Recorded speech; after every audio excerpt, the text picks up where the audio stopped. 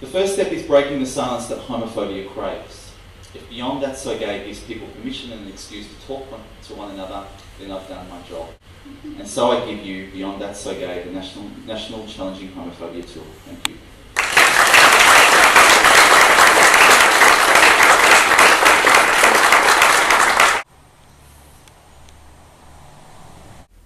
Well, I hope, and I'm pretty sure that it'll be a success. And I know that people around Australia are probably wanting someone to do this, and you've been able to do it is going to be fantastic. But at the end of the day, it's going to be great to have you back in November to have a cup of tea with. Yeah. We're here at the home of a dear friend of mine, Elisa Parker, who I worked with on a gay and lesbian youth support project in Geelong many, many years ago. She's going to put our Beyond That's So Gay logo onto Bruce, the four-wheel drive that we're taking around the... Yes, I think that Bruce had a name. This is Bruce, and this is Charlie. Oh. Oh wow, look at that. Charlie! Very bright, isn't it? Bruce meet Charlie, Charlie meet Bruce. So we're just driving now on the highway. We've just crossed over from Victoria to South Australia.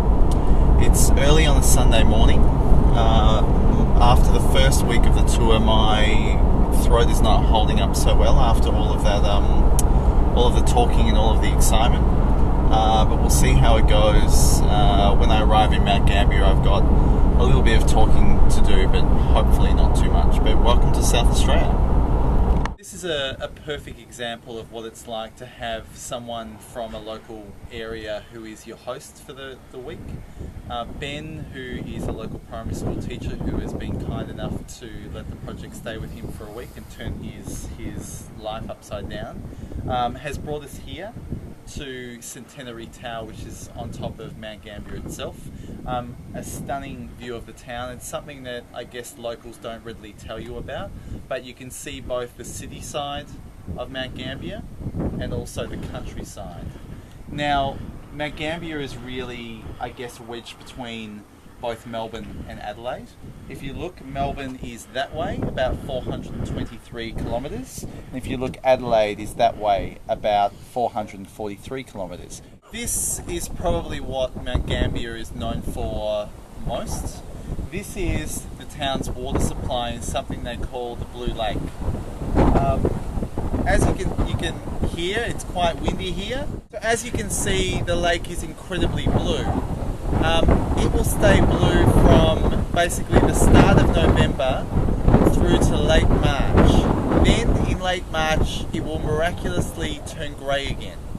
And it will stay that way until November, until strangely enough, it will turn a beautiful, gorgeous blue again. It's thought that the Blue Lake is actually blue, and it turns blue every November because it feels quite sad about all the homophobia that's been happening in the Mount Gambier region.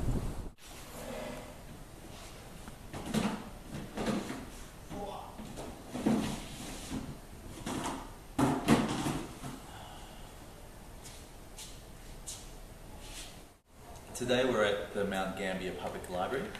I've managed to secure a venue here for the Pride and Prejudice Facilitator training. This is a very stunning new venue. We just have to see whether we're going to have some people to come along and do the training. At the moment my voice is struggling. I had a very big week in Geelong last week and I did lots of media training sessions, interviews, even the tour launch and giving speeches.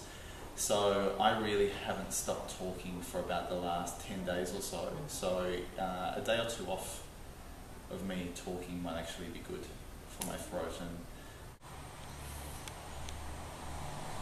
So here I am at Tennyson Woods College, where I met today with some of the student welfare staff. Tennyson Woods College is actually named after Julian Tennyson Woods, who is thought to be a member of the Rainbow Coalition. and they were talking about, I guess, the issues with, particularly with teachers, and less so with students. They were thinking that, I guess, there was a lot of work that needed to be done with teachers in particular to, I guess, challenge their homophobia.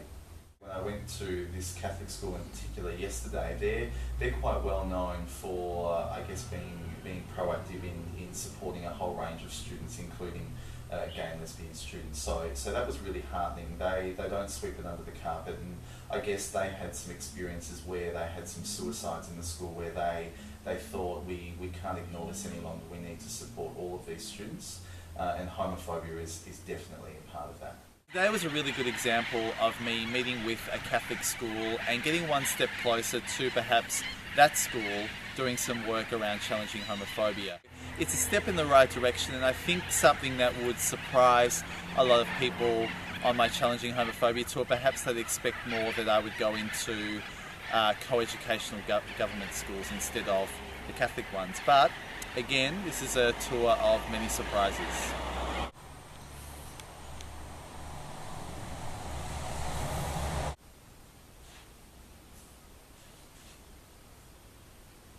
I've been speaking with people from the education department, so a couple of people within the education department, as well as, I guess, locals who are part of the local gay and lesbian group here. So it's been lots of meetings this week, as opposed to, for say, example, Geelong last week, where there was more training and launches and book readings. I mean, the great thing is that everyone's really, really keen.